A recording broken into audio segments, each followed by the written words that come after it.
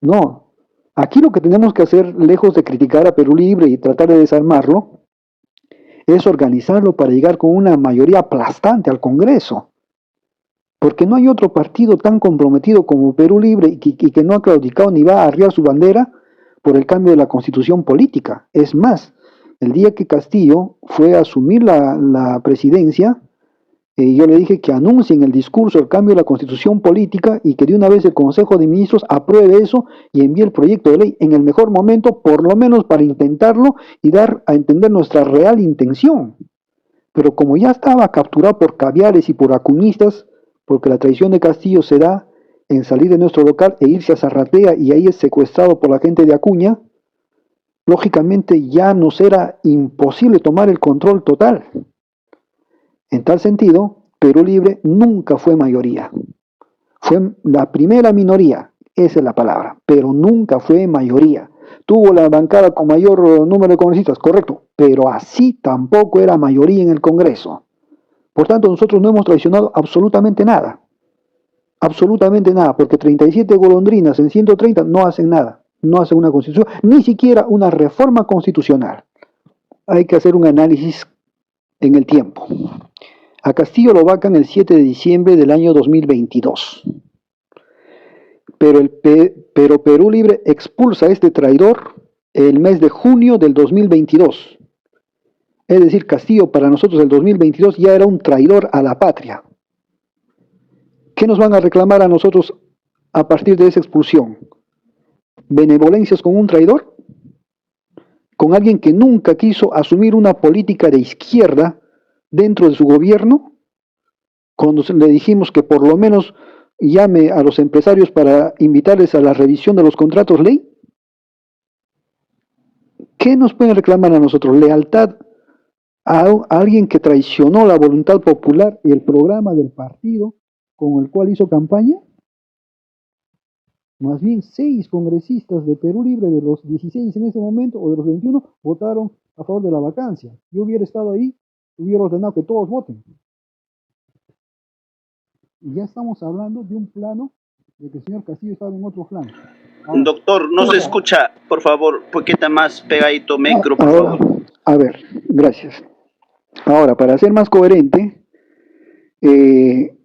Castillo siempre hizo un gobierno de derecha, un gobierno neoliberal. No hay ninguna política de izquierda, ni siquiera una intención de izquierda en el gobierno de Castillo. Yo no sé qué defienden los castillistas realmente. Entonces, eso está bastante claro. Y en segundo lugar, el por qué no me entrego, porque estar clandestino para mí es una forma de tener mayor presencia. Es una forma de tener mayor atención. Y además yo no huyo de la justicia, yo huyo de una injusticia, de una justicia totalmente politizada, una sentencia arbitraria de un poder judicial y fiscal capturado por caviares, los principales enemigos del pueblo. Si yo he complotado para que Dina Boluarte sea, en este caso, la mandataria, la mandamás, totalmente ilógico. Los que complotaron para que Castillo acabe como acabó fueron Aníbal Torres, Betsy Chávez Chino, traicionado por el general Bobbio, ¿no? Y traicionado por otros señores que lo aventaron a esa aventura de hacerse, en este caso, del poder total. Sin embargo, el golpe de Estado, para mi teoría, fue un golpe articulado entre la milicia, los militares y el Parlamento. Por eso yo lo defino como un golpe militar parlamentario. Y el golpe de Estado duró 2 días. Empezó el día 6, donde el general Gómez de la Torre llama a todos los comandantes generales de las regiones en el Perú y le dice: aquí el que da las órdenes soy yo, no hay otra. Y había empezado el golpe de Estado. Y culminó el día 7 cuando el otro militar en el Parlamento, que es Williams, ¿no?, declara la vacancia presidencial. O sea, de militar a militar. Y en ese lapso, en esa cadena, hay un pequeño eslabón. Este pequeño eslabón es haberle hecho creer a Castillo que los militares lo iban a apoyar y que tenía que lanzarse con ese discurso. Es decir, Castillo en ningún momento ni fue dopado, como dijo Guido Bellido, ni fue amenazado con una metralleta, como dijo su abogado. Castillo ni fue dopado, ni fue amenazado, fue engañado infantilmente. ¿Cómo voy a reconocer a Castillo de presidente si ha habido un golpe de Estado de por medio? No hay que ser iluso. Castillo ya no es presidente. Mire, si yo hubiera dado la orden de que la bancada vote a favor de la vacancia de Pedro Castillo, hubiera votado el 100% de la bancada, sin ningún cuestionamiento. Y eso no ha existido. De Perú Libre votaron 6 a favor de la vacancia, de los 16 o los 21 congresistas que éramos esa fecha. 6, nada más. Lo cual comprueba de que yo no he dado ninguna orden. Porque si no, el 100% tenga la seguridad que hubiera votado a favor de la vacancia. De que si Dina Boluarte me protege o yo me haya escapado con su carro. ¿Verdad que disculpen la palabra, ¿no? Pero eso es una necedad completa. Hay que ser necio para creer eso. ¿Ustedes creen que Dina va a mandar su propio carro de la presidencia para salvaguardar a alguien que está en estas condiciones? Eso es peor que darse un tiro en la sien. Entonces, a mí me sorprende cómo a partir de chismes se abren investigaciones, se gasta dinero del Estado. A partir de estos chismes generan cortinas de humo y están vendiendo el Petroperú. A partir de estos chismes, el pueblo simplemente ya perdió su capacidad de análisis y lo que tiene es un reflejo condicionado, como el perro que cuando escuchaba el timbre, y Pablo lo demostró, ¿no? Sonaba el timbre y ya le estaba salivando al perro, así hubiera o no hubiera comida.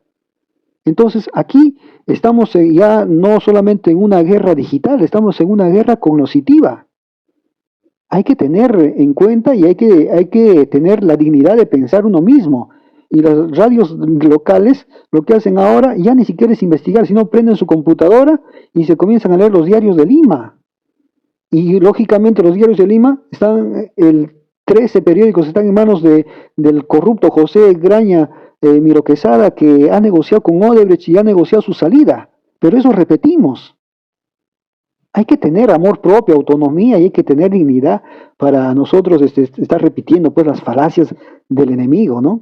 Lo que sí debo reconocer de Castillo, que tomó el toro por las astas, pero también que lo dice el programa de Perú Libre, porque si no nunca se le hubiera ocurrido, es no pagarle a la prensa mermelera.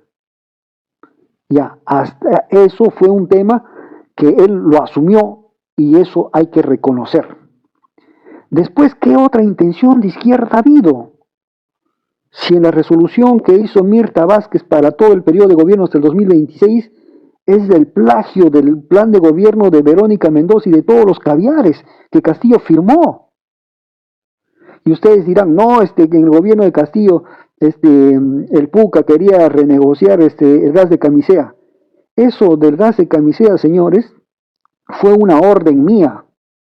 Llamé a Guido y le dije, tienes que llamar al consorcio del gas de camisea para renegociar el convenio ley, el contrato ley, porque Castillo no quiere hacerlo.